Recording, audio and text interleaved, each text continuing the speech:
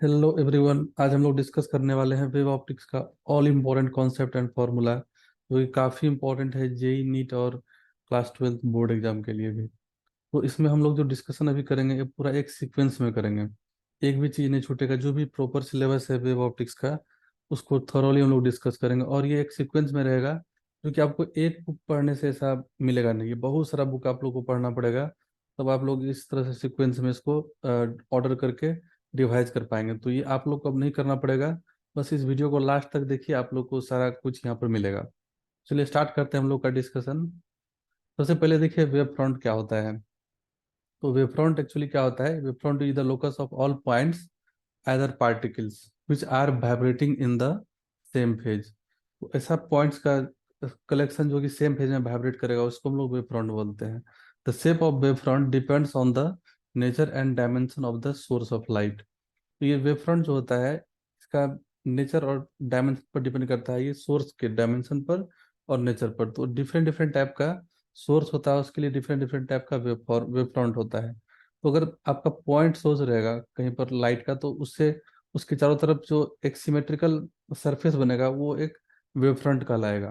तो point source के चारों तरफ सिमेट्रिकल सरफेस स्फेरिकल सरफेस ही बन सकता है। देखिए ये पॉइंट सरफेस है सिमेट्रिकल, इसके बाद बहुत सारा सरफेस बनाएंगे तो स्फेरिकल सरफेस होगा। तो याद रखना है पॉइंट सोर्स के लिए जो वेव फ्रंट होगा वो स्फेरिकल होगा। In spherical wave front amplitude inversely proportional to r. Amplitude जो होगा वो रेडियल डिस्टेंस का इनवर्सली प्रोपोर्शनल होगा। एंड इंटेंसिटी होता है इसका इनवर्सली प्रोपोर्शनल आर स्क्वायर का, बिकॉज इंटेंसिटी क्या होता है?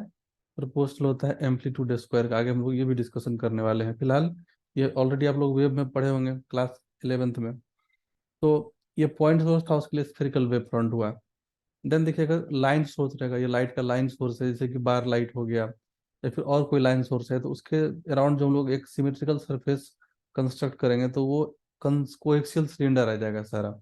तो ये बिल्कुल उसी तरह है, गॉसियन सरफेस की तरह ही है इसका कॉन्सेप्ट। बिल्कुल जिस तरह हम लोग इलेक्ट्रोस्टैट में गॉसियन सरफेस एज्यूम करते थे और गॉस लॉ अप्लाई करते थे। तो वहां पर पॉइंट चार्ज था, लाइन चार्ज था, प्लेन चार्ज था। यहाँ पर भी पॉइंट सोर्स है, लाइन सोर्स है और प्लेन सोर्स है। तो लाइन सोर्स के लिए जो वेव फ्रंट होगा वो हो जाएगा कोएक्सियल सिलेंडर सारा।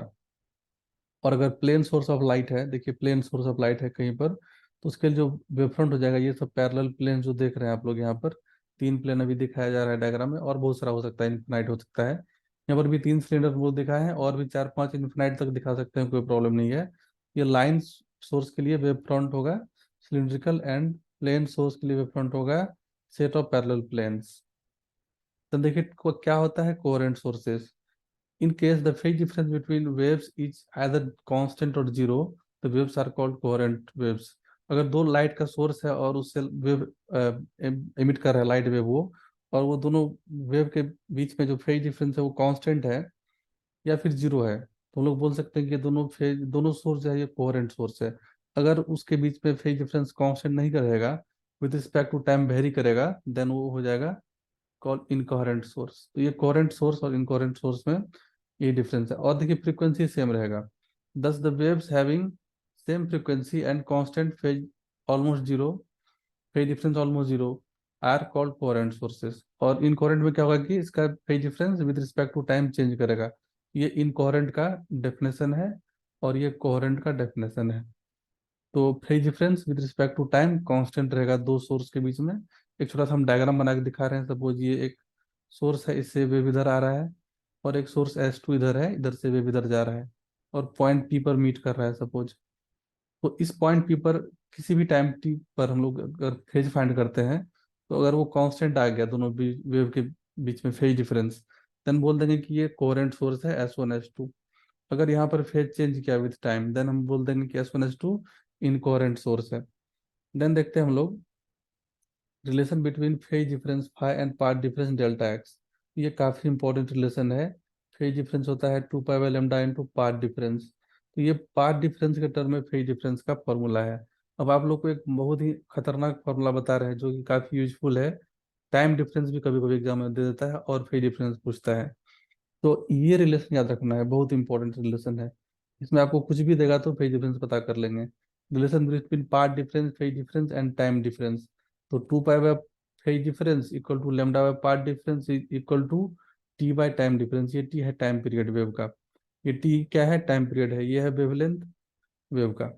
तो हम लोग अभी क्या करते हैं कि इस दोनों इक्वेशन को इक्वेट करते हैं, ये वाले दोनों को, फर्स्ट और सेकंड को। तो हम लोग को मिल जाएगा फेज डिफरेंस फाई का value 2 pi by lambda into delta x. ये पार्ट डिफरेंस है, दिस इज डेल्टा एक्स। ये फेज डिफरेंस है, दिस इज फाई या डेल्टा फाई, कुछ भी बोल सकते हैं। और ये टाइम डिफरेंस है, डेल्टा टी।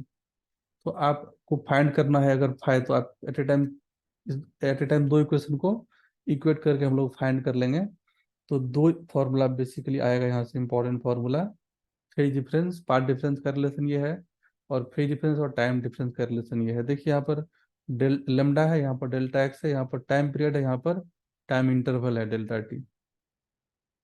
देन देखिए interference of light wave. Light wave का इंटरफेरेंस कैसे होता है? The redistribution of light energy due to superposition of two waves is called interference. तो दो वेव अगर कहीं किसी पॉइंट पर आकर के डिस्टरबेंस, मतलब एक दूसरे को सुपर इम्पोज किया, तो वहां पर इंटेंसिटी चेंज हो जाएगा, वहां पर लाइट का इंटेंसिटी चेंज हो जाएगा ड्यू टू दिस सुपरपोजिशन। तो इसी को बोलते हैं हम लोग इंटरफेरेंस। दो लाइट वेव दूसरे को इंटरफेयर किया, तो बोल दीजिए नॉर्मली इंटरफेरेंस हो रहा है, दो सोर्स से लाइट आ रहा है, तो यहाँ पर रिजल्टेंट एम्पलीट्यूड जो हो जाएगा, वो जाएगा दोनों का एम्पलीट्यूड का सम। ये बिल्कुल वेक्टर एडिशन की तरह हम लोग इसको यूज कर सकते हैं। ये बहुत ही आसान है, याद रखिएगा। ये वेक्टर एडिशन है बेसिकली। इसको ट्रिगोनोमेट्री से भी कर सकते हैं, वेक्टर से भी कर सकते हैं। तो ये S1 का जो वेव था उसका y1 था डिस्प्लेसमेंट एनी टाइम पर, S2 का जो वेव था उसका डिस्प्लेसमेंट था y2 एनी टाइम t पर, और वो इस पॉइंट पर आकर के सुपर इम्पोज किया। तो y1 का जो S1 से जो वेव आया था उसका इक्वेशन ये जूम कर लेते हैं, ए सन ओमेगा टी, और S2 से जो वेव आ रहा था उसका इक्वेशन हम लोग ये जूम कर लेंगे। अब अप्लाई कर देंगे सुपर पोजिशन प्रिंसिपल, इस फॉर्मूला में डाल देंगे। देखिए y is equal to y1 + y2। अब इसको हम लोग को A sine omega T plus B sine omega T plus five, हम लोग फाइव जूम कर लिए, दोनों के बीच का फेज डिफरेंस y1, ये S1 और S2 के बीच का फेज डिफरेंस, वो फाइ ले लिए। देख लीजिए दोनों का एंगल को डिफरेंस करेंगे हम लोग, तो फाइ आएगा। ये फाइ है फेज डिफरेंस। तो अभी आप देख सकते हैं इस इक्वेशन को अगर आप ट्रिगोनोमेट्री से सॉल्व करेंगे, इसको अरेंज करेंगे थोड़ा सा, फॉर्मूला जो ट्रिगोनोमेट्रिक आइडेंटिटी है, तो आपको आ जाएगा रिलेशन y रिजल्टेंट का formula A sine omega T plus theta. जहाँ पर ए क्या है, ए का वैल्यू हो जाएगा A² + B² + 2AB cos theta. ये ए बी एम्पलीट्यूड है दोनों का, अलग अलग ए और बी सोर्स का, और फाइ है दोनों के बीच का फेज डिफरेंस।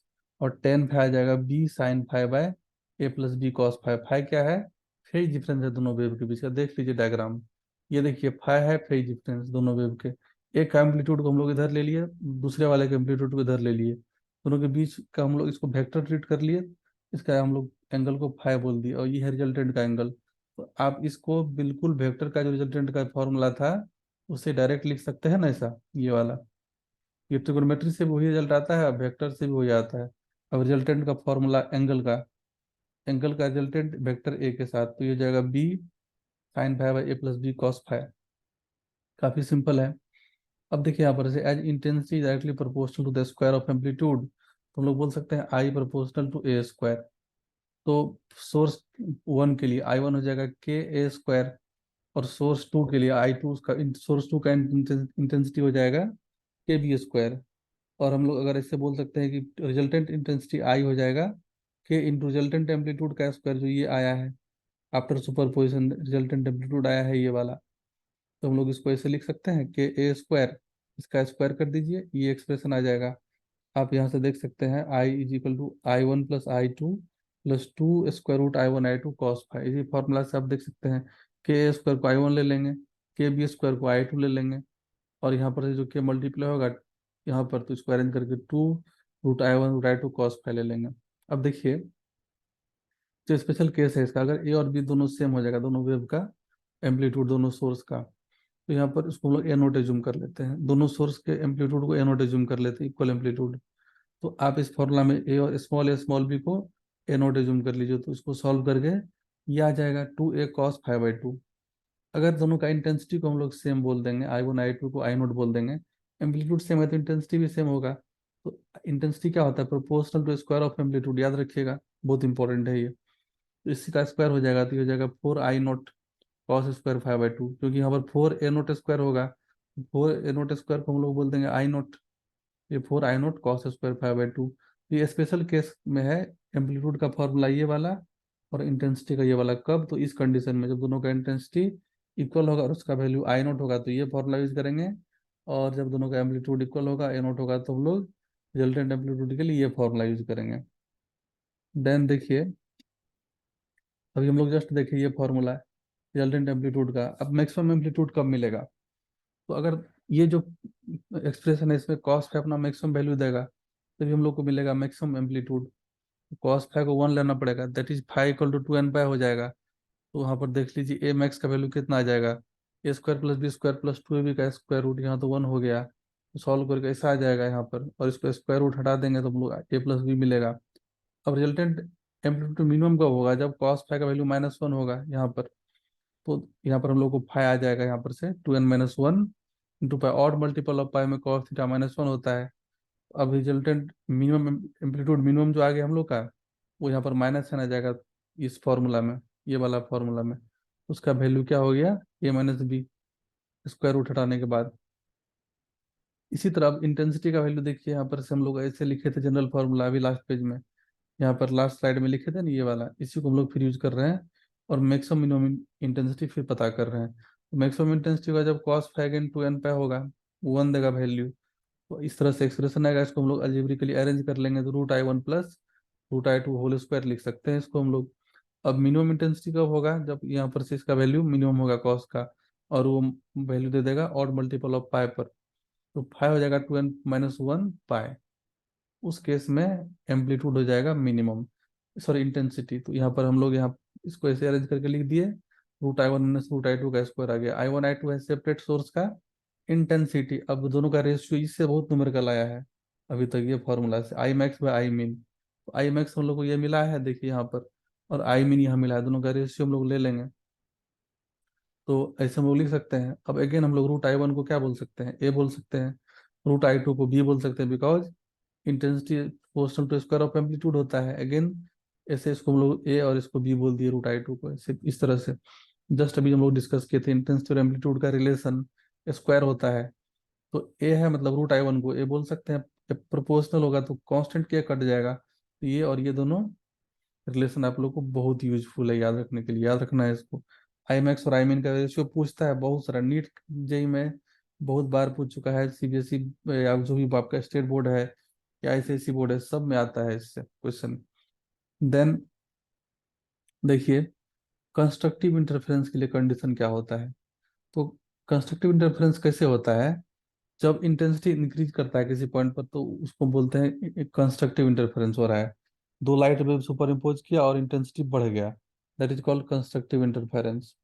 ठीक है, तो उसको लोग कंस्ट्रक्टिव बोलेंगे। तो कंस्ट्रक्टिव इंटरफेरेंस के लिए फेज डिफरेंस होगा, सॉरी पाथ डिफरेंस पहले हो जाएगा वो लेमडा 0 लेमडा 2 लेमडा, मतलब इंटीग्रल मल्टीपल ऑफ लेमडा आएगा, और पाथ डिफरेंस फेज डिफरेंस आ जाएगा 0 2 पाई 4 पाई। क्यों, कैसे आएगा, तो हम लोग के पास ये रिलेशन है फेज डिफरेंस और पाथ डिफरेंस का general relation, 2 pi by lambda into N lambda, ये एन लेमडा है पाथ डिफरेंस।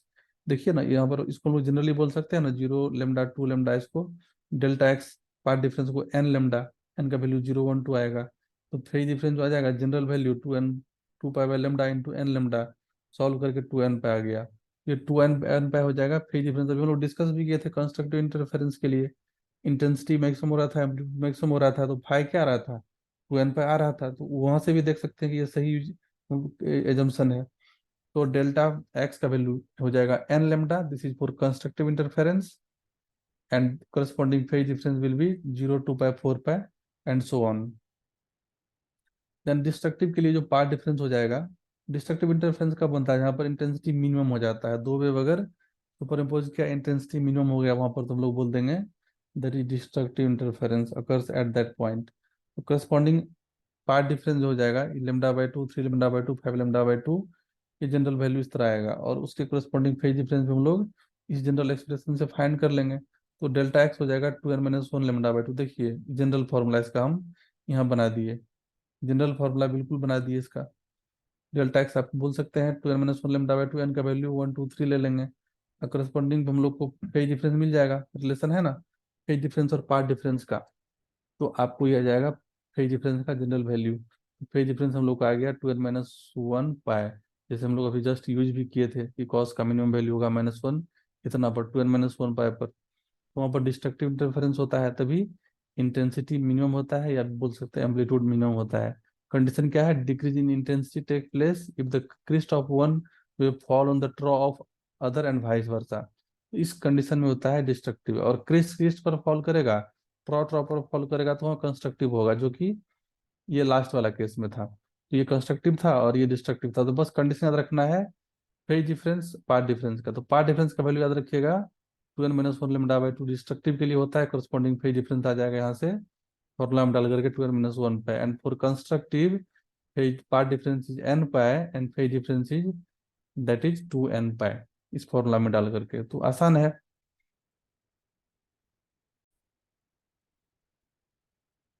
तो अभी देखिए यंग डबल स्लिट एक्सपेरिमेंट हम लोग डिस्कस करते हैं। तो यंग डबल स्लिट एक्सपेरिमेंट में क्या होता है? एक सोर्स होता है मोनोक्रोमेटिक लाइट, ये इमिट करता है, और दो स्लिट होता है, यहाँ से लाइट आया, यहाँ से लाइट आया, और यहाँ पर एक स्क्रीन है। दोनों सोर्स से लाइट आकर के इंटरफेयर किया और वहाँ पर फ्रिंज बनता है, उसको क्या बोलते हैं? जहाँ पर सुपरपोजिशन करता है स्क्रीन पर, ये वाला स्क्रीन पर, उसको बोलते हैं, वहाँ पर फ्रिंज बनता है। और वहाँ पर अल्टरनेट फ्रिंज बनता है, सेंटर पर बनेगा ब्राइट, उसके ऊपर डार्क, फिर ब्राइट डार्क ब्राइट, ऐसे ऊपर अल्टरनेट चलेगा, नीचे भी उसी तरह अल्टरनेट चलेगा। ये व्यूइंग स्क्रीन है, और ये हम लोग का इंटरफेरेंस रीजन है, ये जो दिख रहा है। और ये हम लोग का दो स्लिट S1 S2 दो स्लिट है, और S है मेन सोर्स सिंगल स्लिट, या पेरेंट सोर्स बोल सकते हैं इसको। और ये मोनोक्रोमेटिक लाइट एमिट करता है, मतलब एक सिंगल वेवलेंथ वाला लाइट ये एमिट करेगा, एक ही कम पॉइंट वाला लाइट। ये बहुत इंपॉर्टेंट बात है, मोनोक्रोमेटिक लाइट हम लोग यूज करते हैं। तो ये आपको इस तरह से होता है, एक्चुअली एक्सपेरिमेंटली हम लोग देखेंगे इसको। तो इस तरह से ये होता है लैब में। अब इसका वर्किंग क्या है, मैकेनिज्म, मैथमेटिक्स डील करेगा सब कुछ, देखिए। तो उसी डायग्राम को हम लोग सिंपल वे में रिप्रेजेंट किए।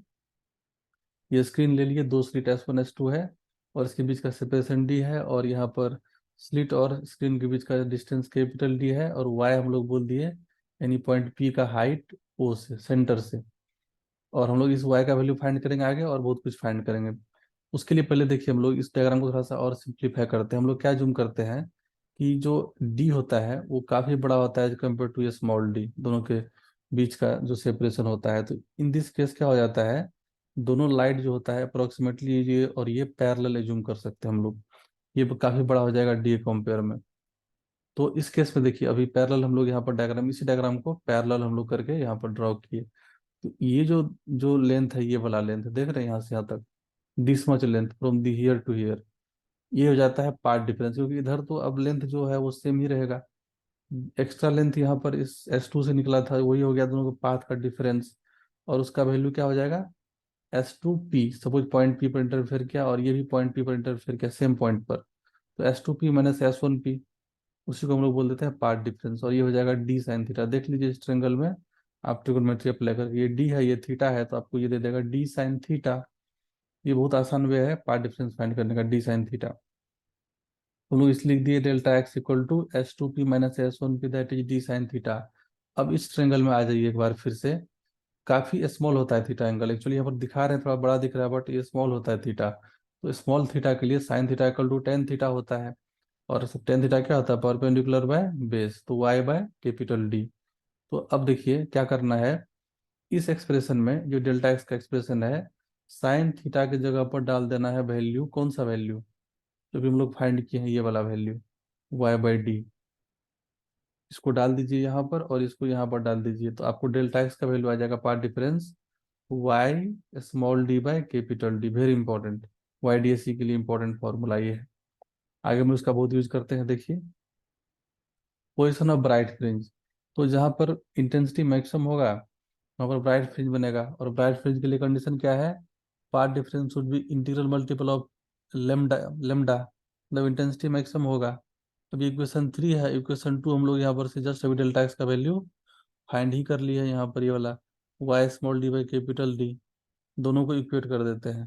तो आपको यहाँ से y का वैल्यू आ गया N lambda D by D, N lambda capital D by small D. ये वाई एन हो गया, ये N lambda capital D by small D. ये पोजीशन हो गया, position of nth bright fringe, याद रखिएगा, position of nth bright fringe. ये वाई एन, ये हाइट है ओरिजिन से ऊपर पॉइंट P का, ये वाला हाइट, ये वाला हाइट y को वाई एन हम लोग बोल सकते हैं, ठीक है। तो वही वाई एन का वैल्यू यहाँ पर मिला हम लोग को, N lambda capital D by small D. अब डार्क फ्रिंज का पोजीशन देखिए, डेल्टा एक्स हो जाता है, ये पार्ट डिफरेंस हम लोग पढ़ चुके हैं डिस्ट्रक्टिव इंटरफेरेंस के लिए। इंटेंसिटी मिनिमम होता है इतना पर। अब इक्वेशन 2 और 4 को यूज करते हैं, ये 4 है, 2 था लास्ट पेज में, दोनों को हम लोग इक्वेट कर दिए, तो वाई का वैल्यू हम लोग को आ गया 2n-1 lambda capital D by 2 into small d. और हम लोग इसको बोल सकते हैं y n that is equal to 2n-1 lambda capital D by 2 into small D. ये हम लोग का डार्क फ्रिंज का पोजीशन आ गया सेंटर से ऊपर। ये आपको पोजीशन दे दिया वाई कोऑर्डिनेट डार्क फ्रिंज का, किसके रिस्पेक्ट में, पॉइंट ओ के रिस्पेक्ट में, वाई एन, जहां पर आपको मिलेगा ये वैल्यू, वाई का वैल्यू कितना मिलेगा, ये वैल्यू जो भी फाइंड किया है, दिस मच वैल्यू, वहां पर आपको मिलेगा डार्क फ्रिंज। अब देखिए बहुत इंपॉर्टेंट टॉपिक है फ्रिंज विड्थ। क्या होता है फ्रिंज विड्थ? तो distance between two adjacent bright और two adjacent dark fringes is called fringe width, it is denoted by beta. ये सिंबल काफी फेमस है बीटा वाला। तो बीटा का वैल्यू जो हो जाएगा, ब्राइट फ्रिंज को चलिए फिलहाल हम लोग ले लेते हैं, तो हम लोग बोल सकते हैं ना y n minus y n minus one, ये दो कंजुकेटिव जो है वाइट, जो कंस्ट्रक्टिव इंटरफेरेंस था या ब्राइट फ्रिंज था उसका डिफरेंस आ गया। ये वाला टर्म है वाई एन और ये टर्म है वाई एन माइनस वन। तो आप दोनों को डिफरेंस ले लेंगे तो ये आपको आ जाएगा लेमडा, ये सब कैंसिल हो जाएगा, lambda capital D by small D. तो बीटा का वैल्यू याद रखना है lambda capital D by small D. ये ब्राइट फ्रिंज का कंडीशन आ गया हम लोग को, सॉरी, फिर बीटा का वैल्यू आ गया, फ्रिंज विड्थ का वैल्यू। और अब डार्क फ्रिंज को लेकर के भी वाई एन माइनस वन करेंगे, सेम ही वैल्यू आएगा lambda capital D by small D. तो वहां से भी फ्रिंज विड्थ का जो बीटा का वैल्यू मिलेगा lambda capital D by small D ही मिलने वाला है। ठीक है, ये काफी इंपॉर्टेंट रिजल्ट है, इसको याद रखना है।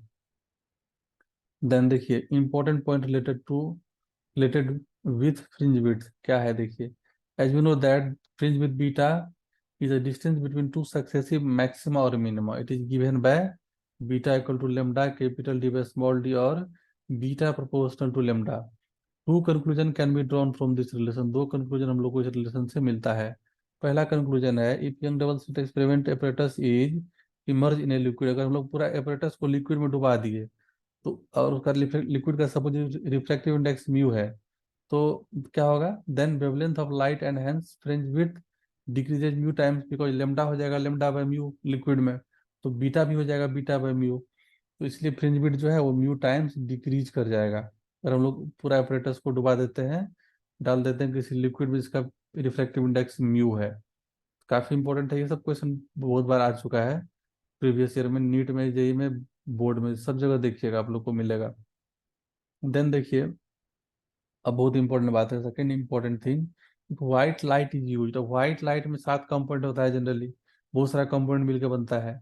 इफ व्हाइट लाइट मतलब अभी मोनोक्रोमेटिक सोर्स हम लोग यूज नहीं कर रहे हैं, वहां पर मेन सोर्स जो था हम लोग व्हाइट लाइट सोर्स यूज कर रहे हैं, जिसमें कि बहुत सारा वेवलेंथ है। So if white light is used in place of monochromatic light, then colored fringe are obtained on the screen with red fringe of larger size than that of violet, because lambda red greater than lambda violet. Beta का value क्या था, lambda capital D by small D, है ना। तो अब lambda बढ़ेगा तो beta बढ़ेगा, लेमडा ज्यादा किसका होता है, रेड का होता है, तो रेड का जो विड्थ होगा फ्रिंज का वो हो जाएगा वायलेट के फ्रिंज विड्थ से बड़ा हो जाएगा, है ना।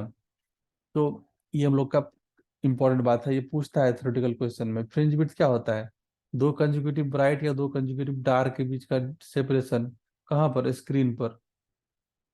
ये जो लेंथ होता है फ्रिंज विड्थ बेसिकली लेंथ होता है, लेंथ, दो कंजुगेटिव ब्राइट के बीच कितना लेंथ है, सेपरेशन है, या दो कंजुगेटिव डार्क के बीच कितना सेपरेशन है। तो लेमडा अगर हम लोग रेड लाइट का देखेंगे तो वो ज्यादा विड्थ मिलेगा और वॉयलेट का नजदीक नजदीक मिलेगा फ्रिंज।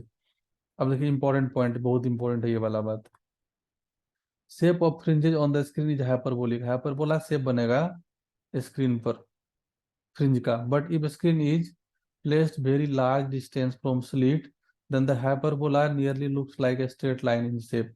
देखिए ये हम लोग का स्क्रीन है, सपोज हम उसको थोड़ा सा कैसा व्यू ले रहे हैं, फ्रंट व्यू ले रहे हैं, एक थोड़ा आप लोग को समझाने के लिए, सपोज ये स्क्रीन है और इधर से सामने से सोर्स हम लोग रखे हैं, दो स्लिट रखे हैं, उस पर जो फ्रिंज का पैटर्न बनता है बेसिकली ऐसे बनता है, इसको हाइपरबोला बोलते हैं हम लोग। ऐसे इंटरफेरेंस होता है, ये ब्राइट है सपोज, ये रेड वाला, फिर ये डार्क, फिर ब्राइट डार्क, ऐसे। और यहाँ पर ऐसे सेंट्रल फ्रिंज जो है ये स्ट्रेट रहता है। तो ये हाइपरबोलिक नेचर का है। अगर हम लोग स्क्रीन और सोर्स के डिस्टेंस को बढ़ा देंगे तो ये जो कर्व पाथ है ये स्ट्रेट हो जाएगा और वो लगभग अप्रोक्सीमेटली लीनियर दिखेगा, स्ट्रेट लाइन दिखेगा। ये फ्रंट व्यू है फ्रिंज का, सामने से देखेंगे हम लोग तब। तो ये इंपॉर्टेंट पॉइंट है, इसका याद रखिएगा। तो जनरली पूछता है कि फ्रिंज का पैटर्न स्क्रीन पर कैसा होता है नॉर्मली, तो हाइपरबोलिक ट्रिक करना है। ऑप्शन रहेगा पैराबोला, हाइपरबोला, सर्किल, एलिप्स। तो आपको ट्रिक करना है हाइपरबोला नॉर्मल कंडीशन में, और काफी फार सेपरेशन रहेगा देन स्ट्रेट लाइन होगा तो नॉर्मल ही पूछता है, वो हाइपरबोलिक ही आपको टिक करना है। देन देखिए एंगुलर फ्रिंज विड्थ। तो एंगुलर फ्रिंज विड्थ क्या होता है, मतलब यहाँ से अगर हम लोग सेंटर से देखेंगे, वो थीटा मतलब जो दो कंजुगेटिव फ्रिंज के बीच का एंगल जो है इसी को बोलते हैं एंगुलर फ्रिंज विड्थ। और वो हो जाता है tan theta equal to theta. अगर हम लोग यहाँ से एक ट्रेंगल बनाएंगे तो वहाँ पर टेन थीटा को हम लोग थीटा बोल देंगे स्मॉल थीटा के लिए। और वो हो जाएगा परपेंडिकुलर बाय बेस। परपेंडिकुलर मतलब यहाँ से हम लोग जो देखेंगे हाइट वाई एन का, ये परपेंडिकुलर हो गया। और बेस कितना हो जाएगा ये वाला डी, तो वाई एन बाई डी हो जाता है थीटा, स्मॉल थीटा के लिए टेन थीटा थीटा। और ये थीटा लेना है रेफरेंस किससे, एक्स एक्सिस से। एक्स एक्सिस मतलब ये वाला लाइन का है, यहाँ से हम लोग लेते हैं थीटा, ये वाला line. Y n by d हो जाएगा ट्रेंगल में। वाई एन है यहाँ पर से पॉइंट जहाँ पर इंटरफेरेंस हुआ है, इसी एक हम लोग पार्टिकुलर इंटरफेरेंस को देख रहे हैं। वाई एन बाई डी हो गया theta. Y y n by d को हम लोग सॉल्व, वाई एन का वैल्यू हम लोग पता था ना, n lambda d by d divide by d. तो ये एन लेमडा बाई डी आ गया थीटा एन। अब देखिए fringe width, angular fringe width, तो ये अगेन हम लोग बोल देंगे theta n plus one minus theta n. दो कंजिक्यूटिव जो फ्रिंज बनेगा उसका एंगुलर पोजीशन का डिफरेंस, तो थीटा क्या हो जाएगा, theta n plus one minus theta n. Generally हम लोग थीटा एन यहाँ फाइंड कर लिए हैं। थीटा एन प्लस वन कैसे मिलेगा, एन को एन प्लस वन से रिप्लेस कर देंगे। तो आप यहाँ पर से एन प्लस वन पुट कर दीजिए और थीटा एन मिल चुका है, दोनों का डिफरेंस लेमडा बाई डी आ जाएगा। तो अब हम लोग देखिए यहाँ पर एक इंपॉर्टेंट रिलेशन देख रहे हैं, ये थीटा हम लोग का आ गया angular fringe width. This is our angular fringe width theta. दो कंजुगेटिव फ्रिंज का angular separation with respect to centre this, ये ओरिजिन इसको हम लोग एज्यूम करते हैं फाइंड करने में इस एंगल थीटा को। तो अभी हम लोग को पता है बीटा होता है lambda capital D by small D. तो बीटा बाय कैपिटल डी आ गया लेमडा बाई डी, और लेमडा बाई डी हम लोग को क्या मिला है, एंगुलर फ्रिंज विड्थ। अब देख सकते हैं थीटा जो है एंगुलर फ्रिंज विड्थ हो जाता है लेमडा बाई डी, वो हो गया linear fringe width by distance D. तो ये रिलेशन भी काफी इंपॉर्टेंट है एंगुलर फ्रिंज विड्थ में। और लीनियर फ्रिंज विड्थ का रिलेशन बहुत ज्यादा इंपॉर्टेंट है, वेरी वेरी इंपॉर्टेंट, ये रिलेशन याद रखिएगा। एंगुलर सेपरेशन फ्रिंज का हम लोग पता किए कितना मिला, लेमडा बाई डी। और लीनियर सेपरेशन मिला था हम लोग को beta lambda capital D by small D, दोनों के बीच ये रिलेशन है। काफी इंपॉर्टेंट और खतरनाक रिलेशन है, याद रखिएगा, बहुत ज्यादा इंपॉर्टेंट है। और आप लोग को अगर हिंदी मीडियम के बाद इंग्लिश मीडियम में वीडियो चाहिए, if you need the discussion whole discussion in English medium, then just comment below in the description, I will make the video in English medium also. So comment box में जाकर के आप comment करिए, हम इसको totally English में भी हम लोग इसको डिस्कशन कर लेंगे। तो जो बच्चे बिल्कुल हिंदी में कंफर्टेबल फील नहीं कर रहे हैं उसके लिए भी हम totally I will arrange English recording total of all topics of physics and mathematics also. So note point देखिए अभी यहाँ पर क्या है, beta and theta both are independent of n. दोनों में एन गायब है, देखिए बीटा में भी एन एब्सेंट है और थीटा में भी एन एब्सेंट है। तो अभी लीनियर विड्थ जो हो जाएगा ऑल फ्रिंज का सेम हो जाएगा, and also the angular width of all fringes are same. तो ये बात याद रखना है क्योंकि एन से इंडिपेंडेंट है बीटा और थीटा दोनों। बीटा क्या है, फ्रिंज विड्थ है लीनियर, और थीटा है एंगुलर फ्रिंज विड्थ। तो थीटा हम लोग का था ये वाला एंगुलर फ्रिंज विड्थ है ना, ये वाला बीटा था ये वाला। तो देखिए थीटा बीटा में क्या रिलेशन है यहाँ पर आप देख सकते हैं, है ना, बहुत आसान है, काफी आसान है, बिल्कुल टेंशन नहीं लेना है, बहुत ही आसान है। आप देख सकते हैं theta equal to l bar apply कर दीजिए यहाँ पर से। Theta equal to arc length क्या है बीटा डिवाइड बाई ये रेडियस डी। ये भी आ गया, ये ट्रिक है, देखिए आप लोग भूल अगर जाएंगे तो फॉर्मूला इस ट्रिक से निकाल लीजिएगा तुरंत। Theta equal to arc length by radius, ये रेडियस ले लेंगे दोनों फ्रिंज सॉरी यहाँ पर से स्लिट और स्क्रीन के बीच का डिस्टेंस डी है, कैपिटल डी। आप ऐसे रिलेशन निकाल सकते हैं यहाँ से। देन अगेन देखिए, हम लोग यहाँ पर देखते हैं इंटेंसिटी ऑफ फ्रिंजेस। अगर I1 I2 का I0 हम लोग जूम करते हैं, जो ऑलरेडी हम लोग सारे डिस्कशन कर लिए हैं, फिर एक बार देख लेते हैं। तो आई हम लोग को कितना आया था, ये आया था टर्म और I0 कॉस स्क्वायर 5/2। तो ये इंटेंसिटी ऑफ फ्रिंज का जनरल एक्सप्रेशन है ना। कहीं पॉइंट पी पर इंटेंसिटी का जो रिजल्टेंट वैल्यू होगा वो होगा 4I0 कॉस स्क्वायर 5/2। यह resultant intensity at any point P. अब देखिए मैक्सिमम इंटेंसिटी कब होगा, जब cos five plus minus one होगा। तो 5/2 हम लोग बोल देंगे क्या, एन पाई होगा। एन पाई पर ये प्लस माइनस वन होता है, तो फाइव का वैल्यू आ जाएगा 2n पाई। अब डेल्टा एक्स क्या हो जाता है, पाथ डिफरेंस होता है एन लेमडा। मैक्सिमम इंटेंसिटी के लिए यहाँ पर कंस्ट्रक्टिव इंटरफेरेंस बोलिए या फिर मैक्सिमम इंटेंसिटी बोलिए। तो हम लोग उसको डेल्टा एक्स को क्या लेते हैं, एन लेमडा लेते हैं। डिस्कशन हो चुका है 2 बार 3 बार इसका ऑलरेडी। आई मैक्स कितना हो जाएगा, 4I0 हो जाएगा यहाँ पर से। अगर हम लोग इसको यूज करेंगे प्लस माइनस वन, तो maximum intensity 4I0। Again minimum intensity के लिए इसको जीरो होना पड़ेगा। तो कब जीरो होगा, जब यहाँ पर से 5/2 का वैल्यू हो जाएगा n2n-1 लेमडा 2n-1 पाई। यहाँ से फाइव का वैल्यू आ जाएगा 2n-1 पाई। और कोरिस्पॉन्डिंग पार्ट डिफरेंस होता है 2n-1 लेमडा/2। हम लोग ऑलरेडी इसको भी डिस्कस कर चुके हैं, फिर भी यहाँ पर एक बार टॉपिक था तो डिस्कशन कर लिए। तो मिनिमम इंटेंसिटी हो जाएगा जीरो और मैक्सिमम इंटेंसिटी हो जाता है 4I0। देन देखिए डिस्ट्रीब्यूशन ऑफ इंटेंसिटी। इंटेंसिटी कैसे डिस्ट्रीब्यूट होता है उसको हम लोग ग्राफिकली देख रहे हैं। इंटेंसिटी ले लीजिए वाई एक्सिस पर, और ये हम लोग का है एक्स एक्सिस है ये वाला। ये वाला एक्स एक्सिस नहीं है, एक्स एक्सिस ये ओरिजिन है, उससे ऊपर है वाई एक्सिस। तो वाई एक्सिस पर इंटेंसिटी ले लिए, एक्स एक्सिस पर हम लोग पाथ डिफरेंस को भी ले सकते हैं, फेज डिफरेंस को भी ले सकते हैं।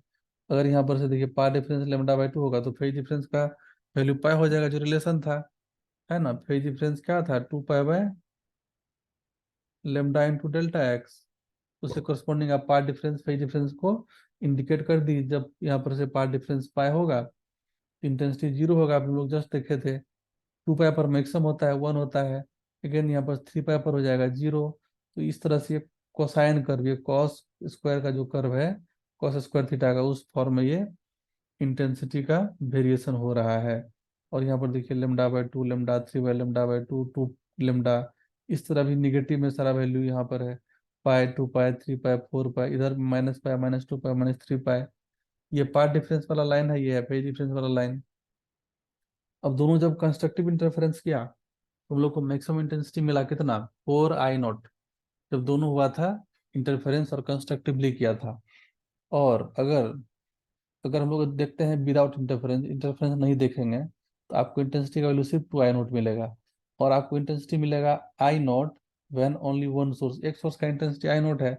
अगर दोनों डिस्ट्रक्टिव इंटरफेरेंस करेगा, यहाँ पर इंटेंसिटी का वैल्यू जीरो हो जाएगा।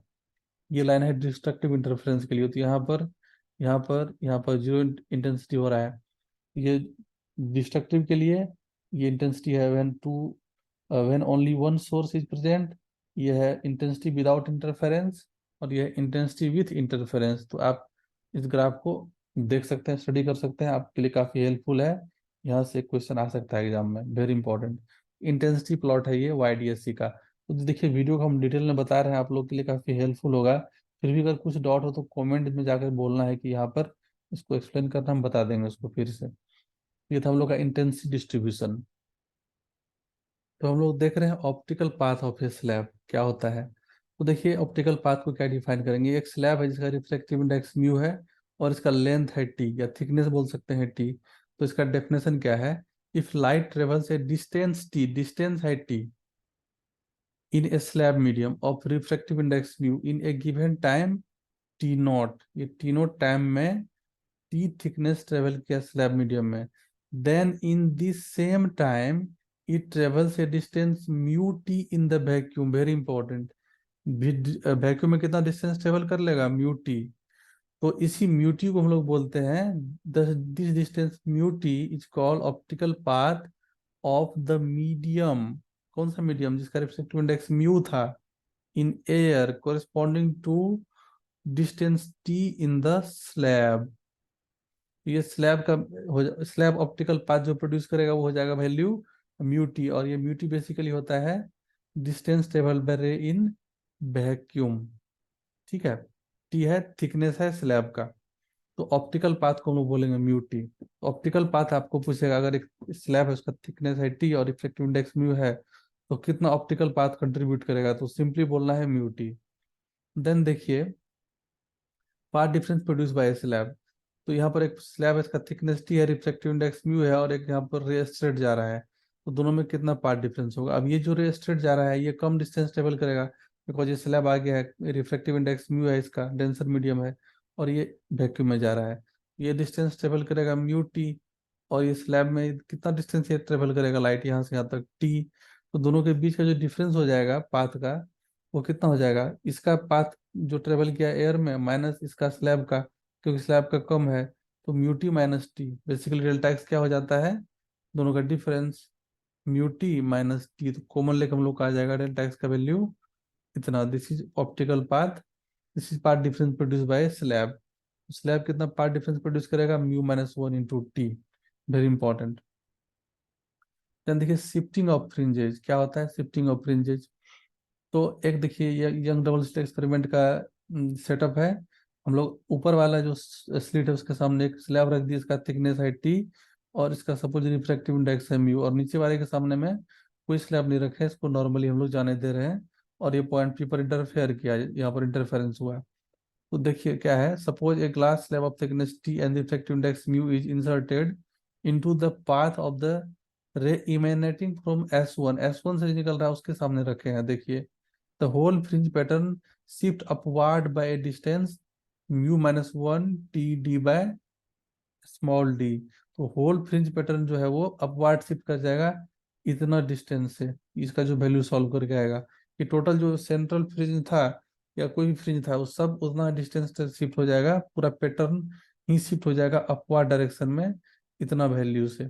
यह shift in fringe when we place a glass slab of thickness t and refractive index mu in front of s one, S one के सामने हम लोग रखेंगे तो अपवार्ड शिफ्ट होगा। अब एस टू के सामने रखने से क्या होता है, डाउनवर्ड शिफ्ट। तो अभी फिलहाल हम लोग एस वन वाला केस देख रहे हैं, एस टू वाला केस भी देखेंगे, जनरल केस एक हम लोग। अब देखिए शिफ्ट का वैल्यू भी हम लोग को जस्ट ये वाला आया, following three points are important with regard to above equation. अब क्या इंपॉर्टेंट पॉइंट है, the shift is independent of n. देखिए कहीं भी एन का टर्म नहीं है, इसका मतलब क्या है, the order of the fringe, ये ऑर्डर ऑफ फ्रिंज से इंडिपेंडेंट है। तो shift of zero order maximum जो यहाँ पर सेंटर पर बना था विदाउट फ्री विदाउट स्लैब, यहाँ पर जितना शिफ्ट होगा इस फ्रिंज में अपवार्ड, उतना किसी भी फ्रिंज का उतना ही सेम शिफ्ट होगा अपवार्ड सारा फ्रिंज का।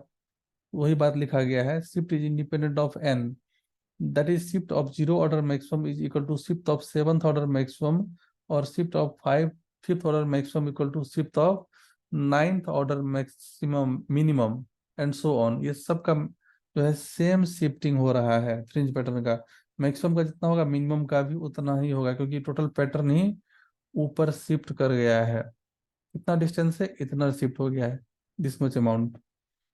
देन देखिए क्या है, shift is independent of lambda, shift lambda से इंडिपेंडेंट होता है, एक एक्सप्रेशन में लेमडा नहीं है, देखिए शिफ्ट के एक्सप्रेशन में लेमडा नहीं है। That is if white light is use then shift is of red colour fringe equal to shift of violet colour fringe and so on, किसी का भी शिफ्ट उतना ही होगा। अब नंबर ऑफ फ्रिंज शिफ्टेड, यहाँ से क्वेश्चन बहुत आता है, तो shift divided by fringe width, shift का ये एक्सप्रेशन आया था, फ्रिंज विड्थ हम लोग को ये पता है बीटा का वैल्यू सॉल्व करके आ जाएगा इतना।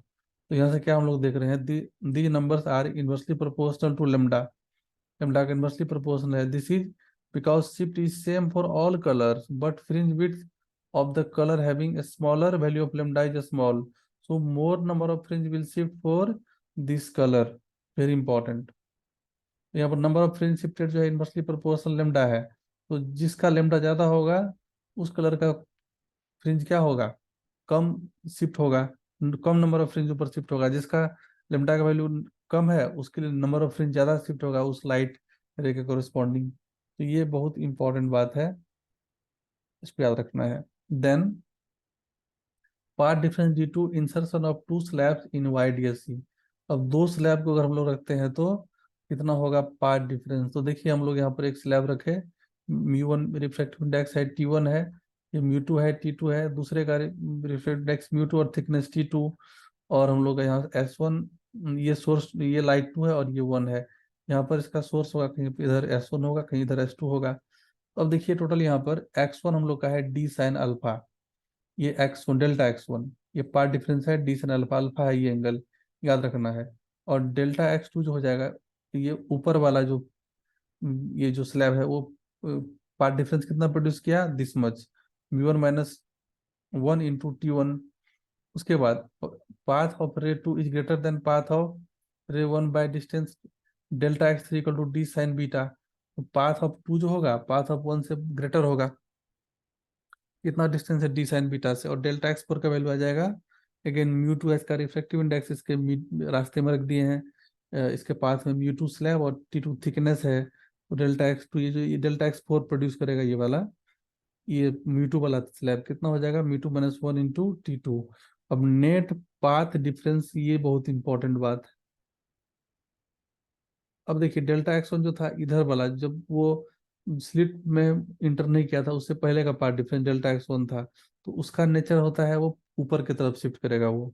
डेल्टा X2 है अपवार्ड वाला, जो ऊपर S1 के सामने जो ये हम लोग रखे हैं स्लैब, वो पार्ट डिफरेंस जो है कितना प्रोड्यूस करेगा, डेल्टा X2, और वो उससे फ्रिंज ऊपर शिफ्ट होता है, इसलिए हम लोग +X2 लिखे हैं। माइनस देखिए X3 और X4 के आगे रखे हैं।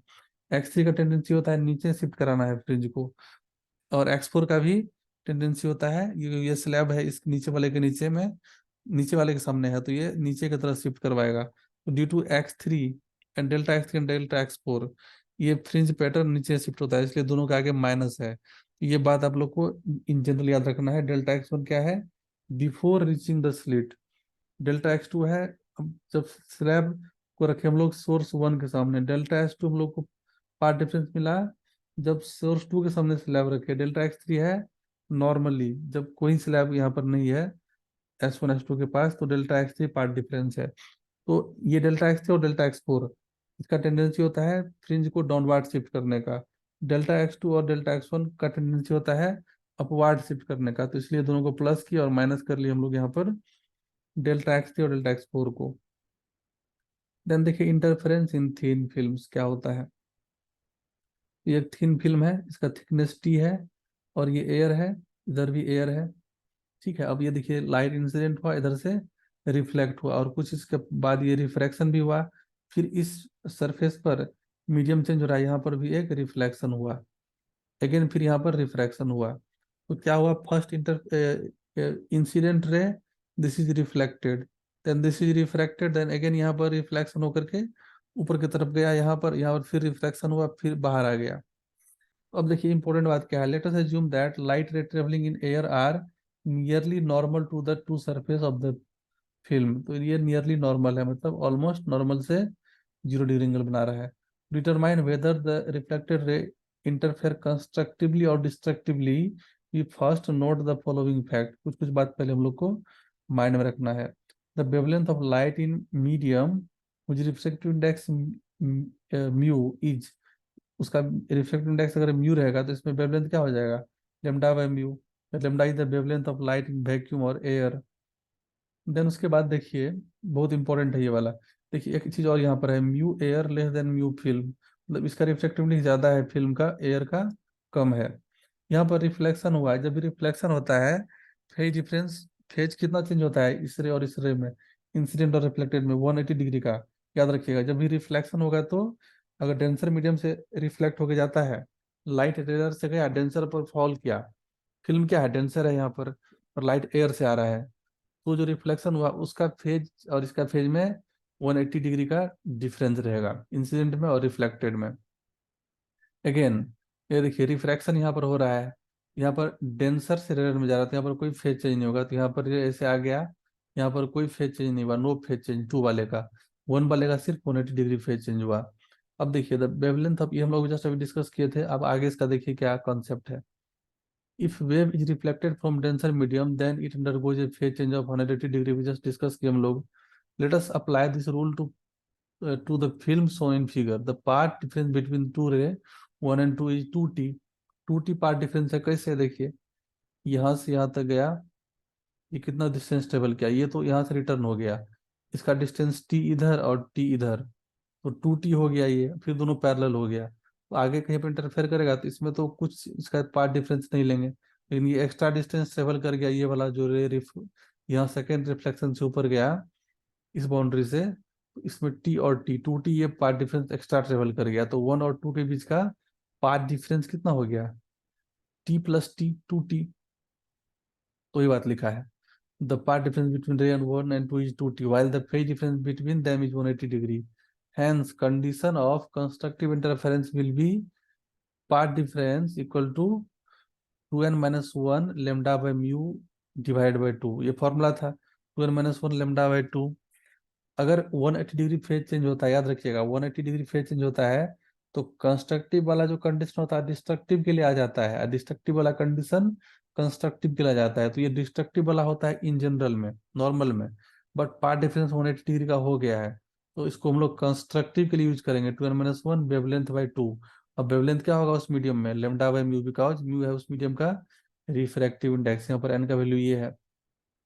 अगेन हम लोग इसको सॉल्व कर लिए, 2 इधर मल्टीप्लाई कर लिए, म्यू भी इधर आ जाएगा, 2 mu 2 equal to n minus half lambda आ जाएगा यहाँ से। Similarly condition of destructive interference will भी क्या हो जाएगा यहाँ पर से, कंस्ट्रक्टिव के लिए मिला 2 mu 2 equal to n minus half lambda, destructive के लिए मिल जाएगा 2 mu 2 equal to n lambda direct, ये तो याद रखना है वैल्यू।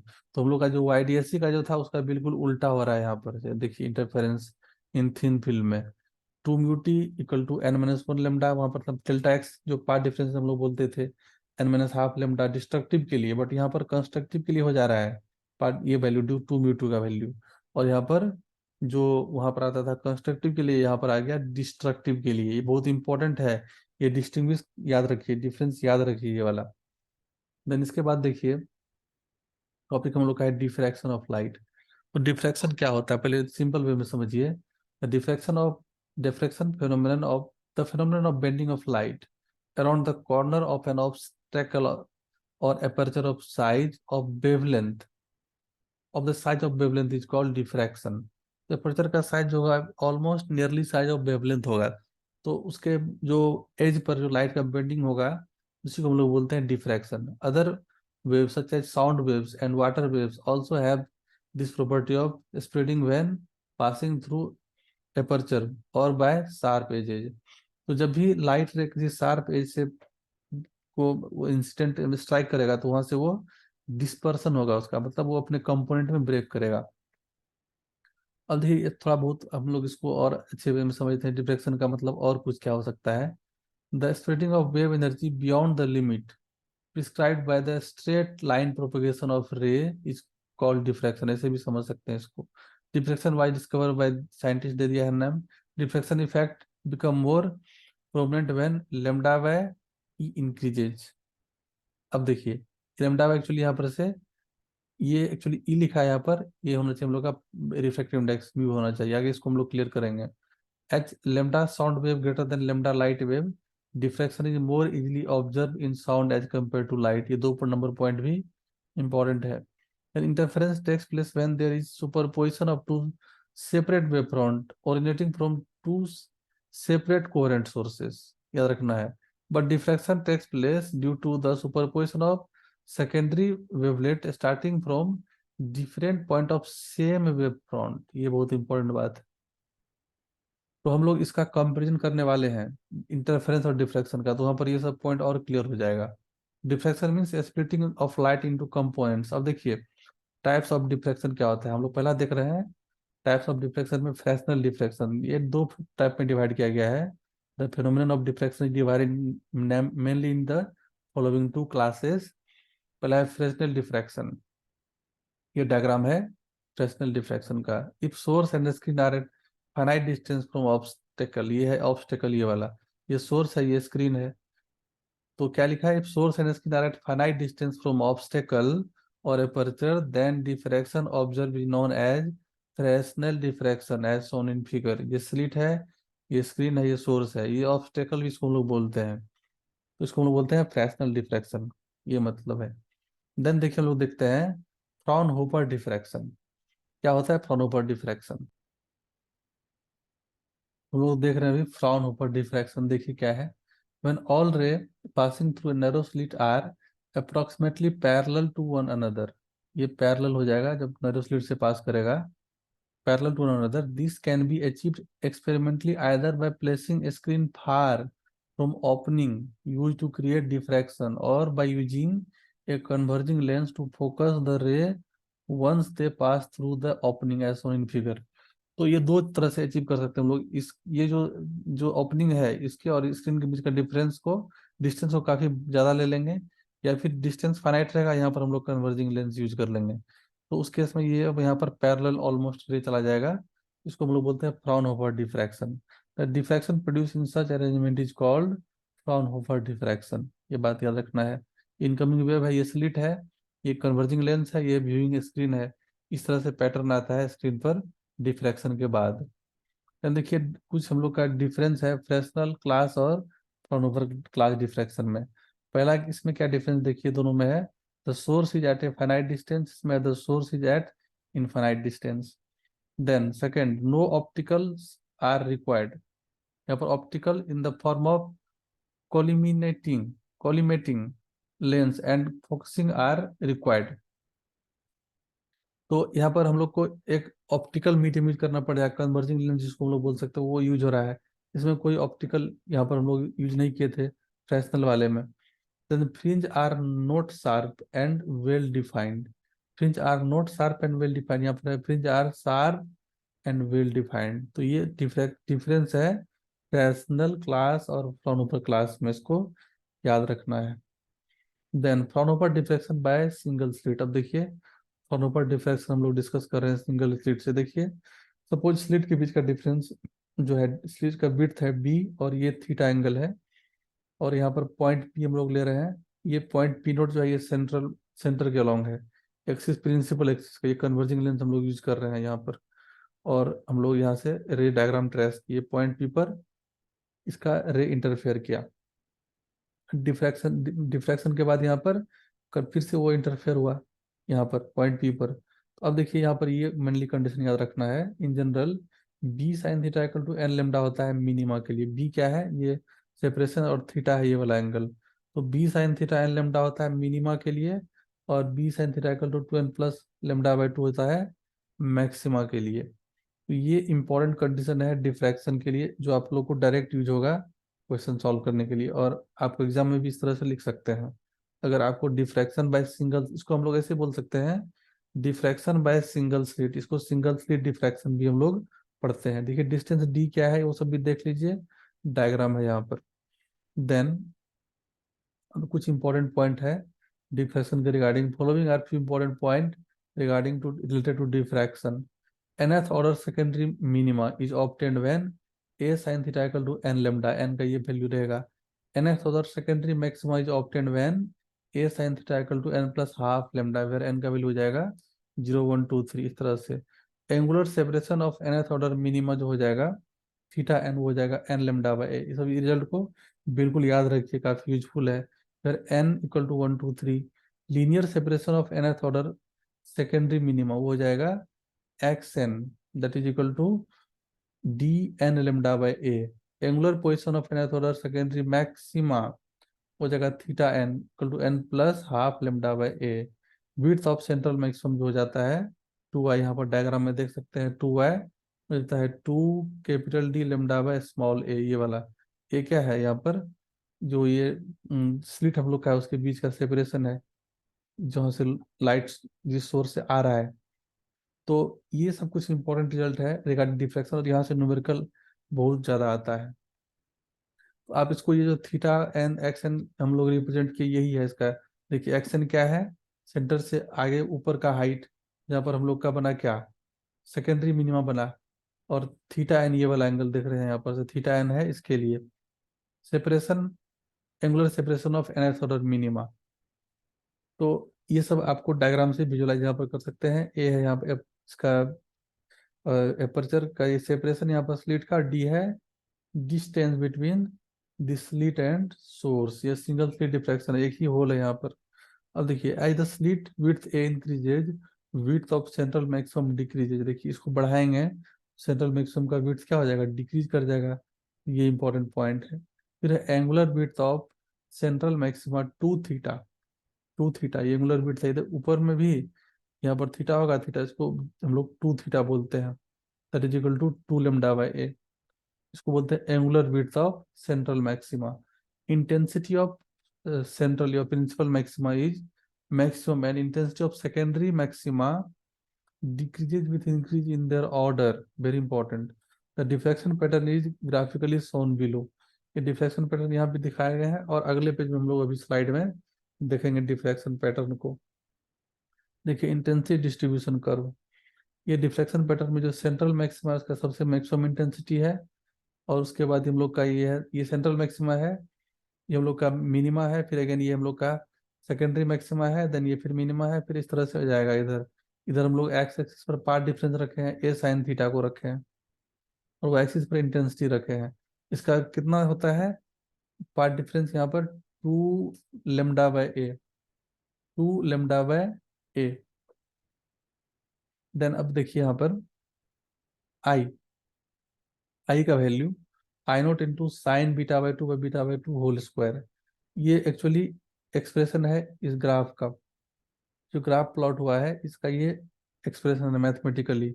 इसका डेरिवेशन जो है वो आउट ऑफ सिलेबस है, इसलिए आपको बस ये रिजल्ट याद रखना है। वेयर बीटा बाई टू का वैल्यू हो जाता है पाई ए साइन थीटा बाई लेमडा, और I equal to I note हो जाएगा। फिर इसमें हम लोग बीटा का वैल्यू डाल देंगे यहाँ पर, तो इतना आ जाएगा।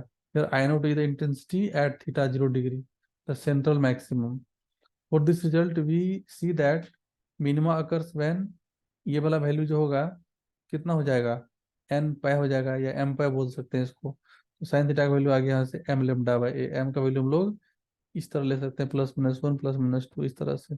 Again sine theta equal to 0 corresponding to central maximum, while a sine theta by lambda equal to pi corresponding to first minima. ये सब आपको याद रखना, intensity distribution in case of diffraction के लिए कंडीशन है ये।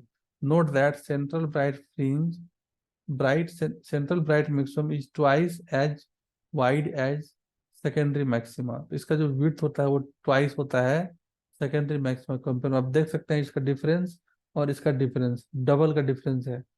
इसका इसका डिफरेंस का इसका डिफरेंस डबल आ जा रहा है। तो ये सब आपको ग्राफ का नेचर और इसका पार्ट डिफरेंस हम लोग एक्स एक्सिस पर ले रहे हैं, वो साइन थीटा है ना। ए साइन थीटा बोल सकते हैं हम लोग, यहाँ पर ये साइन थीटा का वैल्यू है, ये हम लोग का साइन थीटा अगर हम लोग लेंगे तो यहाँ पर से टू लेमडा बाई यूज करना पड़ेगा, और ए साइन थीटा बोलेंगे तो सिंपली लेमडा 2 लेमडा 3 लेमडा ऐसे लेंगे। तो हम लोग यहाँ पर क्या ले रहे हैं, साइन थीटा ले रहे हैं एक्स एक्सिस पर, और ए साइन थीटा होता है पार्ट डिफरेंस। तो ये हम लोग का था इंटेंसिटी डिस्ट्रीब्यूशन कर्व। देन अब देखो कुछ डिफरेंस हम लोग का है इंटरफेरेंस और डिफ्रैक्शन में। Interference is due to the superposition of two wave front of originating from two coherent sources. अभी देखे तो दो कोहेरेंट सोर्स था, उससे जो वेव आ रहा था उसका जो इंटरफेयर किया उससे हम लोग को सुपरपोज किया, उससे इंटरफेरेंस मिला। डिफ्रैक्शन क्या होता है, diffraction is due to the superposition of two secondary wavelets originating from the different point of the same wave front. ये पहला डिफरेंस बहुत इंपॉर्टेंट है। In interference pattern all the maxima that is bright fringes are of the same intensity. Second, in diffraction pattern, the bright fringes are of varying intensity. Third, in interference pattern, the dark fringes are usually almost perfectly dark. और यहाँ पर diffraction में क्या होता है, in diffraction pattern, the dark fringes are not perfectly dark. Number four, in interference pattern, the width of fringe are equal, but in diffraction pattern, width of fringes are not equal. In interference bands are larger in number, बहुत ज्यादा number band बनता है वहां पर strip जैसे screen पर, और यहाँ पर कम नंबर ऑफ बैंड बनेगा जो हम लोग का स्क्रीन है उस पर डिफ्रैक्शन में। देखिए in interference band are equally spaced, in diffraction band are unequally spaced. ये डिफरेंस भी याद रखना है। देन हम लोग देखते हैं Fraunhofer diffraction by circular aperture. अब एक सर्कुलर एपर्चर को हम लोग लेकर के फ्राउनहोफर डिफ्रैक्शन को स्टडी करेंगे, वेरी इंपॉर्टेंट। तो देखिए क्या है कि the first dark ring is formed by light diffracted from circular aperture at an angle theta with the axis, where sin theta हो जाएगा 1.22 lambda by b, where lambda is wavelength of light used, b is diameter of circular aperture। तो देखिए diagram में क्या है, ये circular aperture है जहां से लाइट आ रहा है, एक प्लेन था उसमें लोग होल कर दिए, सर्कुलर बना दिए, और यहाँ पर एक स्क्रीन रख दिए। यहाँ पर अब क्या हो रहा है, डिफ्रैक्शन हो रहा है, और यहाँ पर हम लोग को इंटेंसिटी पैटर्न इस तरह दिखेगा, और इसके बीच का सेपरेशन अगेन कैपिटल डी ले लिए हम लोग। ये स्क्रीन है, ये हम लोग का सर्कुलर एपर्चर है, ये एंगल थीटा है, ये बी है। अब क्या है, बी है diameter of circular aperture, B इसका डायमीटर है। देखिए, if the screen is at a distance D that is far greater than B from circular aperture, the radius of first dark ring is R equal to first dark ring का radius, इसका radius जो हो जाएगा वो हो जाएगा 1.22 lambda D by B. This radius is also called radius of diffraction disc. For plane transmission, diffraction grating a plus b sin theta n is equal to n lambda for minima, where a is width of transparent portion and b is the width of opaque portion। ये आपको question में mention कर देगा ये बात, A B क्या है, कितना वैल्यू है, तो आपको बस ये रिजल्ट याद रखना है, very important.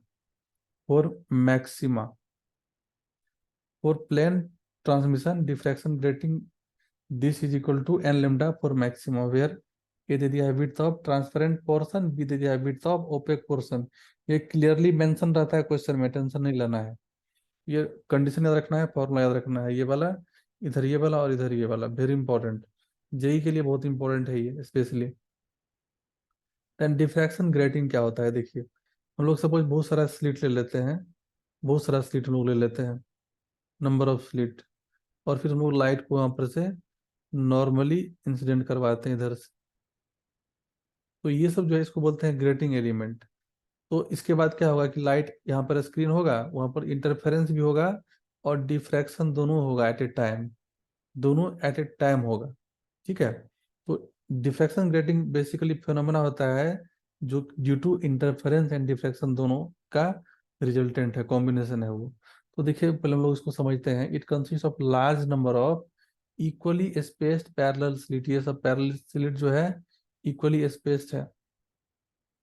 If light is incident normally on normally on a transmission grating, then the direction of principal maxima is given by d sin theta equal to n lambda। Condition याद रखना है, बिल्कुल बिल्कुल इसको याद रखना है, d sin theta equal to n lambda, where n का वैल्यू है 1 2 3, the order of principal maxima and d is a distance between consecutive slit। ये दोनों consecutive के बीच का डिस्टेंस हो जाता है d। यहाँ पर जो d यूज हो रहा है, ये दो कंजिक्यूटिव जो स्लिट है उसके बीच का डिफरेंस है, ठीक है, डिफरेंस। और ये सब क्या है, ग्रेटिंग एलिमेंट है। इधर हम लोग का स्क्रीन पर इंटरफेरेंस और डिफ्लेक्शन दोनों होगा, और इसीलिए इसका नाम है डिफ्लेक्शन ग्रेटिंग। तो देखिए, D is the distance between to consecutive slit and is called grating element, grating element भी बोलते हैं।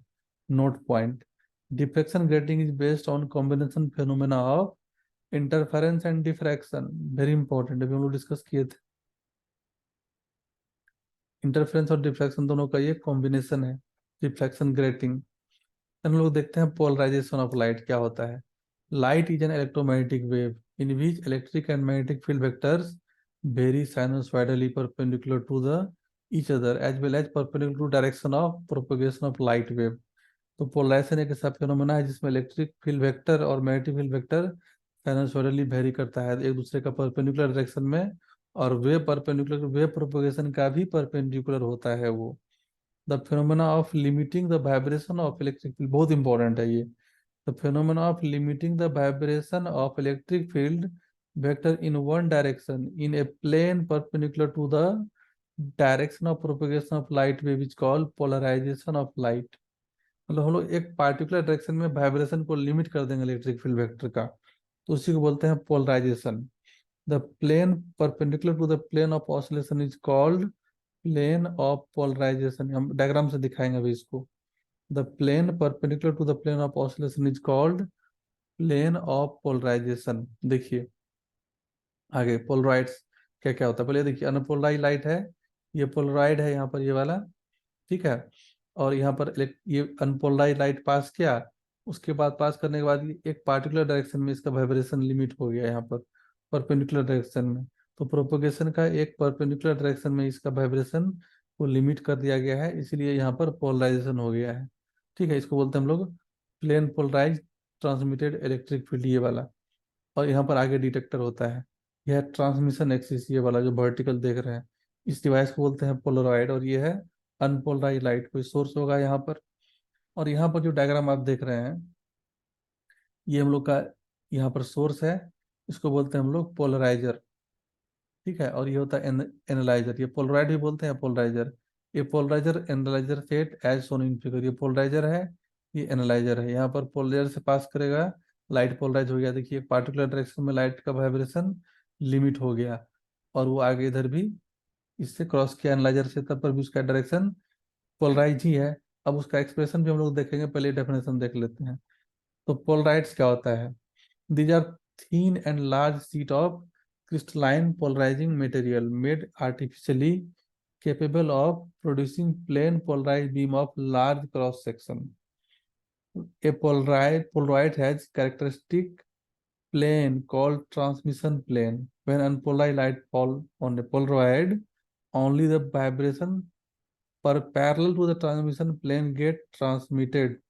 यहाँ पर देखिए ट्रांसमिशन प्लेन का जो पैरेलल में जो वाइब्रेशन हो रहा था, सिर्फ वही ट्रांसमिट किया है यहाँ पर।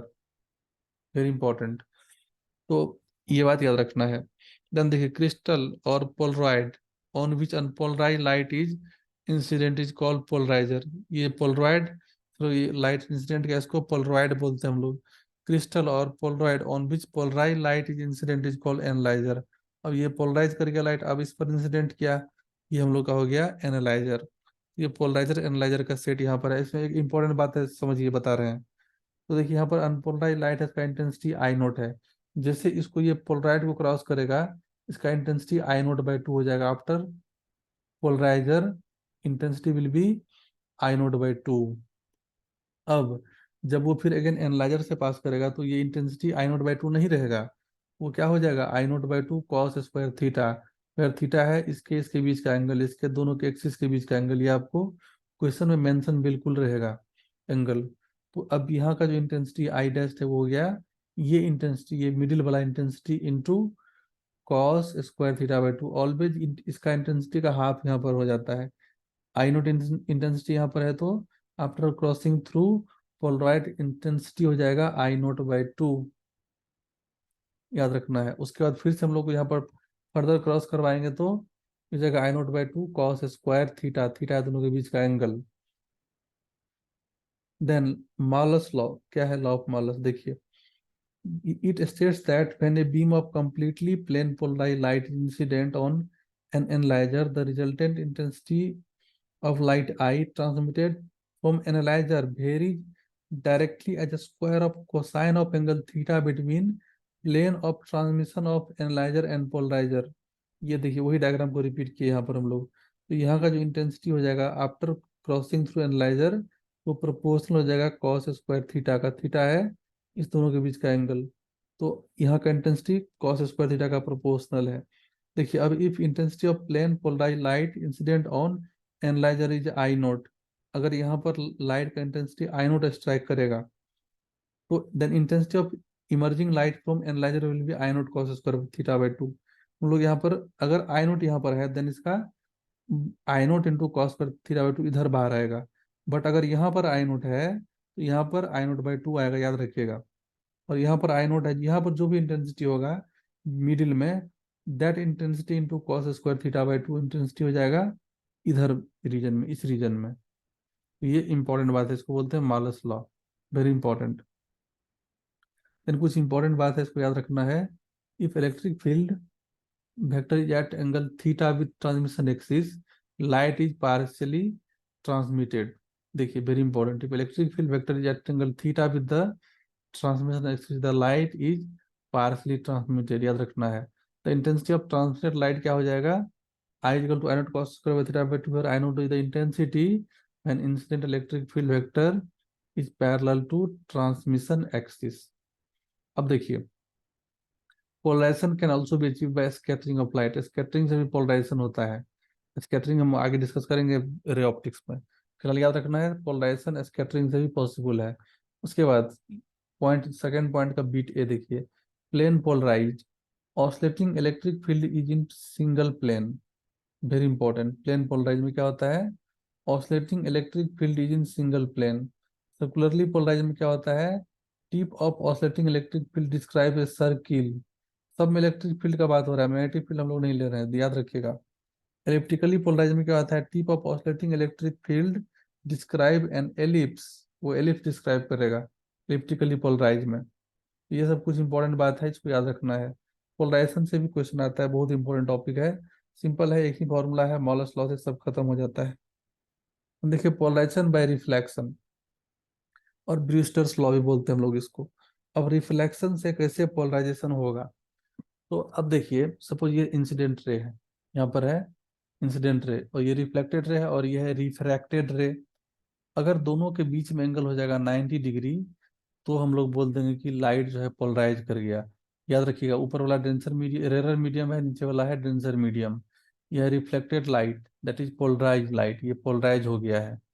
कब पोलराइज होता है, जब रिफ्रैक्टेड और रिफ्लेक्टेड के बीच में एंगल होता है 90 डिग्री, याद रखना है। ये कंडीशन भी है, वेरी इंपॉर्टेंट कंडीशन। और ये आईपी हम लोग का है, एंगल ऑफ इंसिडेंस है।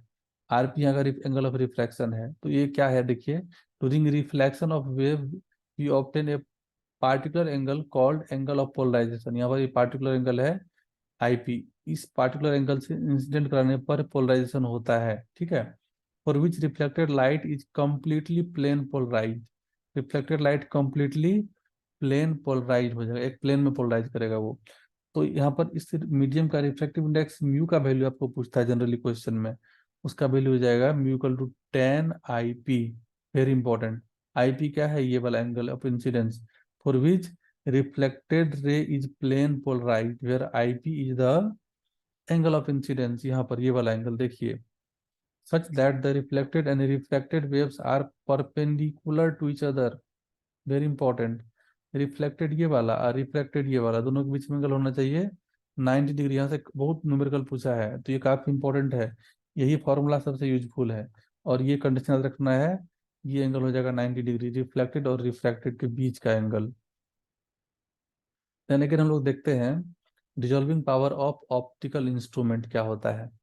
तो देखिए, it is the ability of instrument to produce distinctly separate image of two close object. यही है resolving power, the least separation between two object so that they can just separated is given by this much, D equal to lambda by 2 mu sin theta. Mu is the refractive index of the medium between the object of the microscope and object of the microscope and the object. Mu क्या है, refractive index of the medium between the objective of the microscope and object. तो objective और object के बीच का जो है refractive index है मीडियम का, mu. This distance is called limit of resolution, हम लोग इसको लिमिट ऑफ रिजोल्यूशन भी बोलते हैं, याद रखिएगा, limit of resolution of microscope. अब रिजोल्विंग पावर जो होता है माइक्रोस्कोप का, वो हो जाता है उसका reverse, 1/d, that is 2 mu sin theta by lambda. This is called resolving power of microscope. D क्या है, एक बार डी को फिर से डिस्कस करते हैं। म्यू क्या है, पहले म्यू देखते हैं। Mu is the refractive index of the medium between the objective of the microscope and the object. Objective और ऑब्जेक्ट के बीच का डिस्टेंस है डी, ठीक है। और यहाँ पर म्यू है, सॉरी, म्यू है refractive index between objective and object. और डी है separation between two object so that they appear just separated is given by D equal to this. अब इसका रिवर्स हम लोग ले लेंगे तो दे देगा रिजॉल्विंग पावर, लेमडा नीचे आ जाएगा 2 म्यू sin थीटा। तो आपको सिंपली याद रखना है रिजॉल्विंग पावर का formula 1/d that is equal to 2 mu sin theta by lambda. और म्यू का वैल्यू फिर से एक बार बोलिए क्या है, refractive index of the medium between objective of the microscope and the object. Microscope में क्या होता है, ऑब्जेक्टिव होता है और आईपीस होता है। ऑब्जेक्टिव और ऑब्जेक्ट के बीच का जो रिफ्रैक्टिव इंडेक्स होगा उसी को बोलते हैं हम लोग म्यू। और अगर एयर होगा तो म्यू का वैल्यू 1 ले लेंगे हम लोग, नॉर्मल सा बात है। देन देखिए, where theta equal to half angle of the cone of light from the point object, mu sin theta is equal to numerical aperture, इसको बोलते हैं हम लोग numerical aperture. Similarly, the smallest angular separation between two objects so that they appear just separated is found to be d theta equal to 1.22 lambda by d भी पूछ देता है angular separation का वैल्यू कितना होगा, तो ये 1.22 lambda by d होगा। तो d is the diameter of the objective. देखिए रिजॉल्विंग पावर ऑफ टेलीस्कोप जो होता है टेलीस्कोप के लिए वो हो जाता है 1/d थीटा। हम लोग क्या देखे थे अभी यहाँ पर, रिजॉल्विंग पावर ऑफ माइक्रोस्कोप वो हो जाता है 1/d, that is 2 mu sin theta by lambda. आप टेलीस्कोप का बात कर रहे हैं, वो जाएगा d/1.22 लैम्डा, इसका रिवर्स डी थीटा का उल्टा। ये टेलीस्कोप के लिए है ये फॉर्मूला रिजॉल्विंग पावर। ये आरपी है टेलीस्कोप का, वो आरपी था माइक्रोस्कोप का। If D is the width of white strip gap which separates the two region and d is the distance of screen from eye, then small d by capital D is the limit of resolution of our eye। Small D by capital D आपको जो value आएगा वो हम लोग का हो जाएगा limit of resolution, आई का लिमिट ऑफ रिजोल्यूशन। तो यहाँ से भी न्यूमेरिकल आता है कभी कभी, छोटा न्यूमेरिकल, बहुत इंपॉर्टेंट टॉपिक है। देन हम लोग का टॉपिक है Doppler effect for light waves. तो क्या होता है Doppler effect for light waves? The phenomenon of apparent change in frequency or wavelength of light due to the relative motion between the source of light and observer is called Doppler effect in light। very important। अब देखिए इसका condition क्या है, यहाँ से आप लोग को आएगा numerical. A stationary observer will receive mu wave per second, mu है फ्रीक्वेंसी के लिए हम लोग यूज करते हैं, पर सेकेंड।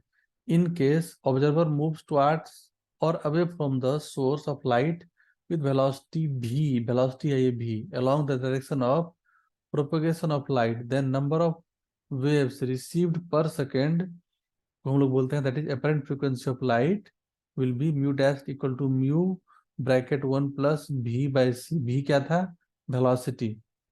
देन c है यहाँ पर स्पीड ऑफ लाइट। तो ये रिजल्ट याद रखना है, वेरी इंपॉर्टेंट। इसका हम प्लस साइन कब होता है, माइनस साइन कब होता है, हम लोग अभी जस्ट डिस्कस करने वाले हैं।